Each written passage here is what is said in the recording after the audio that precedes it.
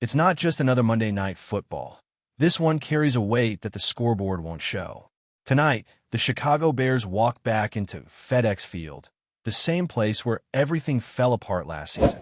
For many players on this roster, the memory is still raw. That night wasn't just another loss. It was the turning point. A crushing Hail Mary, a locker room that lost faith in its leadership, and a spiral that led to a 10-game losing streak. It wasn't official then, but in the minds of fans and players alike, the Matt Eberflus era might as well have ended that very night. But here we are, a new year, a new quarterback, and a new narrative waiting to be written. The past isn't something you can erase, but it is something you can learn from, and more importantly, use as fuel. This isn't about revenge. This is about resurrection. Tonight, the Bears have a golden opportunity, not just to silence ghosts from a year ago, but to plant a flag in the ground and say, we're here, and we're coming. There's something different in the air for Chicago this time. At 2 wins and 2 losses, coming off a bye week, the team feels refreshed. The locker room energy has shifted. Caleb Williams is starting to find rhythm. The defense, especially in the secondary, has shown signs of life. And the NFC? It's wide open in the middle. Detroit just took a hit thanks to Kansas City. Green Bay hasn't looked invincible. And with a win tonight, the Bears could be right there in the mix, not just in spirit, but in standings. And here's the thing. This game is more than just a matchup. It's a measuring stick. It's the kind of game where contenders are separated from pretenders. Prime time, national spotlight, road game, adversity baked in. The Commanders might be favored, hovering between 4 and 5.5 points throughout the week. But why can't Chicago win this one? Let's talk matchups. Terry McLaurin is out. Noah Brown is out. Deebo Samuel's status is unclear. Sam Cosmi won't play. That's a lot of firepower missing for Washington. And while Jaden Daniels is back and seems to be near full strength, we'll see how he performs without his top receiving threats. This is the exact kind of moment where Chicago's defense needs to step up, especially up front. The defensive line has been a problem all year. We know that. But tonight's the night to change that narrative. If Kyler Gordon and TJ Edwards can have strong performances against the run, this game could swing in Chicago's favor early. Because let's be honest, if the Commanders dominate on the ground, none of the other matchups will matter. They don't need McLaurin if they're gashing Chicago for 5, 6, 7 yards to carry. The Bears must control the line of scrimmage. Not dominate it, just control it. Slow the run down, and you give yourself a real shot. Keep the game tight heading into the fourth quarter, and anything can happen. If it's a one-score game with 10 minutes to go, you live with that. You trust your quarterback. You trust the adjustments you've made. You trust Caleb Williams. And speaking of Caleb, he's been better lately. Not perfect, not Heisman level, but better. And what's impressed most isn't just his stats, it's the poise. The confidence, the leadership. In big moments, he's shown up. No, it hasn't always resulted in wins, but his performance under pressure has been promising. And let's not forget what happened the last time he played the Commanders. He was ice cold for 3 quarters, but then something clicked. He stormed back, went toe-to-toe with Daniels late, and nearly pulled off a miracle.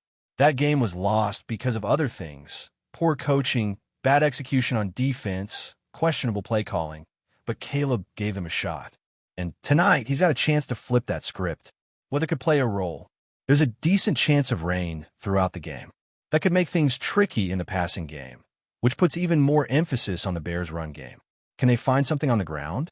Khalil Herbert hasn't been consistent. Dante Foreman has had his moments. But there's quiet optimism around Kyle Menengai getting more involved tonight. He's got burst, physicality, and might just be the kind of spark this backfield needs. Ben Johnson has been vocal about how hard it is to judge the run game this early in the season because the blocking hasn't clicked. But tonight, that excuse won't cut it. Rain or shine, someone in that backfield needs to step up. And then there's the receivers. DJ Moore has been quiet recently, but this feels like a game where he could break out. The Commanders' secondary is vulnerable. Rome Odunze has drawn a lot of attention, and if Dan Quinn is smart, and he usually is, he'll double Rome off and shade a safety, force Chicago to beat them with someone else. That's where DJ comes in. This is a matchup he's thrived in before. We all remember that monster game he had on Thursday night a couple years back. Over 200 yards and 3 touchdowns. He's got history here. He's got confidence. And he's got something to prove. If Chicago can scheme him into space, especially early, that could loosen everything up for Caleb and the offense. There's also some chatter about DJ Moore being a potential trade piece, maybe to bring in a pass rusher. But come on, now's not the time for that conversation. Let's see if DJ can be what he was brought in to be, a game changer, a leader, a reliable weapon for a young quarterback. If he explodes tonight, nobody's talking trade tomorrow. One guy I'll be watching closely, Montez Sweat. This is the game. This is the team that gave up on him, that said, we don't need you. If there's ever a night to make a statement, to remind Washington of the player they let walk, this is it. And look, Sweat has been okay this year. Not bad, not great, but okay doesn't cut it when you're making $25 million a year. If he wants to be a long-term piece in Chicago, he needs to play like it. No more excuses. No more waiting for things to click. The Bears need pressure tonight, and it starts with number 98. And then there's Tyreek Stevenson. If there's a redemption arc ready to be written tonight, it's his. He's owned up to what happened last year. He's been mature in interviews, even saying that he has to wear it. That kind of accountability goes a long way, especially in a locker room that's trying to shift its culture. And to his credit, he's played some great football these past 2 weeks. Dallas has one of the most dangerous passing attacks in the league, and Stevenson held his own. Same against the Raiders. With Kyler Gordon returning, the secondary should be at full strength. Don't be surprised if Stevenson makes a big play tonight. A key pass breakup, a forced fumble, maybe even a pick. Something to flip the script from last year and give this team the emotional lift it needs. Here's the truth. This game matters. A lot. No, it's not a playoff game. It's not do or die, but it's pivotal. Because if Chicago wins tonight, they're 3-2. The Saints come to town next week. That's winnable. That's 4-2, staring you in the face. And suddenly, the season feels real. Playoffs feel real. The noise quiets down. The doubt starts to fade. And all those things that went wrong last year, they start to feel like a different chapter, not the same old story. So yeah, tonight is big. Not just for standings, not just for revenge, but for belief, for pride, for progress. You win tonight, and you send a message, not to the league, not to the fans, but to yourselves, that you're not the team from a year ago, that you're building something here, that when the lights come on and the stakes go up, this group doesn't fold, it fights. It's easy to talk about potential. Every team does it. Every fan base buys into it, especially early in the season. But what separates teams that just talk from the ones that actually turn the corner is execution, consistency, grit. And that's exactly what the Chicago Bears need to show in this next stretch. And it all starts tonight against the Commanders. The spotlight's on Caleb Williams. That's just the reality. When you're the number 1 overall pick, when you're being touted as the future of the franchise, every throw, every decision, every step is going to be under the microscope. And while he's shown flashes, no doubt, now's the time to put together a full, complete game. No more sluggish starts. No more waiting until the fourth quarter to turn it on. The Bears need him sharp from the opening snap. Because let's not forget, last time against Washington, Caleb didn't look like himself until it was already too late. This time around, he has to seize control early, set the tone, and carry this team the way franchise quarterbacks are expected to do in big moments. The good news? He's got the weapons. Rome Odunze has been as advertised. His ability to stretch the field, create separation, and draw coverage attention has already made a huge impact. And that attention opens the door for other guys, like DJ Moore, like Cole Kmet, like Tyler Scott. If Caleb gets into rhythm, if he finds that balance between taking what the defense gives him and occasionally going for the jugular, this offense can put up points in bunches. The key is protecting him. The offensive line hasn't been terrible, but it hasn't been good enough either. Too many pressures. Too many third and longs. You can't expect a rookie quarterback to survive when he's constantly under siege. Give Caleb just a little more time tonight and let him work. Defensively, all eyes will be on the front seven, and they should be, because as much as the secondary has improved, and they have, especially with the return of Kyler Gordon, none of it matters if the front gets bullied. That's where Washington could really hurt Chicago. Even with McLaurin out, even with other playmakers missing, if the Commanders establish the run, it's going to be a long, painful night. Chicago has to set the edge. They have to win the battle in the trenches. And most of all, they have to tackle. Fundamentals. No more arm tackles. No more missed assignments. This is a night where technique matters as much as talent. And again, someone like Montez Sweat needs to rise to the moment. He knows these guys. He practiced against that offensive line every week not that long ago. If anyone should know how to exploit their weaknesses, it's him. But knowledge isn't enough. He has to bring pressure. He has to disrupt timing. He has to hit the quarterback. Even if he doesn't rack up sacks, he has to make his presence felt. Because if he disappears again, the questions around his future in Chicago are only going to get louder. Same goes for the linebackers. TJ Edwards coming back is big. He's the heartbeat of the middle of that defense. But he can't do it alone. Tremaine Edmonds needs to play a cleaner game. He's got the size, the range, the athleticism, but he's been inconsistent. Overrunning plays, getting caught out of position. Against a quarterback like Jaden Daniels, who can move, extend plays, and create chaos, discipline is everything. If you get caught freelancing, Daniels will make you pay. And even with his receiving core banged up, he's still dangerous. Daniels versus Williams. That's the real headline tonight. Number 1 pick against number 2.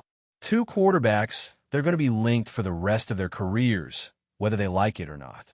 And you better believe both of them feel that. This is the kind of matchup that lives forever in highlight reels. It's not the Super Bowl, it's not the playoffs, but it's one of those games people look back on and say, that's when we saw it. That's when one of them took that next step. That's when the league started paying attention. The Bears hope it's Caleb. And honestly, the signs are there. The command, the calm, the flashes of brilliance. You can see it coming together. But the margin for error in the NFL is razor thin. One turnover, one missed block, one blown coverage, it can swing the whole game. That's why coaching matters so much here too. This is a huge night for Matt Eberflus. His seat isn't as hot as it was last year, but it's not cold either. Games like this can buy you goodwill. They can also take it away. He needs to have this team ready. No mental lapses. No clock mismanagement. No confusion in the red zone. Chicago doesn't need perfect. It just needs sharp, competent, focused. Before we continue, don't forget to subscribe to our channel and give this video a like. Your support helps us keep bringing you the latest updates on our Chicago Bears. And don't be shy. Drop your thoughts on the news in the comments below. In a move that has sent shockwaves across the NFL, the Chicago Bears reportedly stunned the league by announcing a deal for Buffalo Bills star quarterback Josh Allen. Sources close to the situation claim the negotiation has been in the works for weeks, but few expected it to materialize into one of the most headline-grabbing potential trades in recent memory. The rumor alone has fans buzzing, social media exploding, and pundits scrambling to make sense of what could be the football move of the decade. Allen, known for his cannon-like arm and ability to escape pressure in the most chaotic of situations, has long been the centerpiece of the Bills' offense. To see his name linked with the Bears, historically a team searching for stability at the quarterback position, has sparked speculation about Chicago's immediate ambitions to pivot from rebuilding to contending.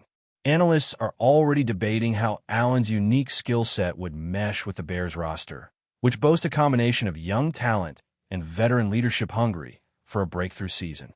The chatter began when insiders hinted that the Bears were seriously exploring all quarterback options, but the shock factor hit when reports specifically mentioned Allen. The NFL community has never been shy about trading rumors, but few have carried this level of intrigue.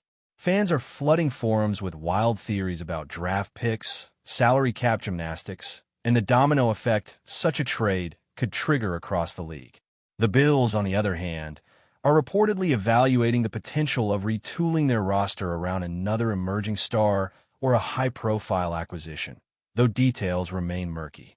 If this deal goes through, it could redefine the Bears' trajectory and reshape the AFC landscape, leaving rival teams recalibrating their strategies.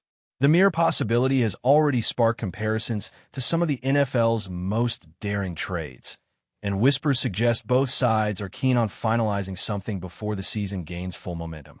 While nothing has been officially confirmed, the rumor mill is running at full throttle. And if Josh Allen does end up in Chicago, it won't just be a trade. It will be a seismic event that fans and pundits alike will be dissecting for years. That's it for this update.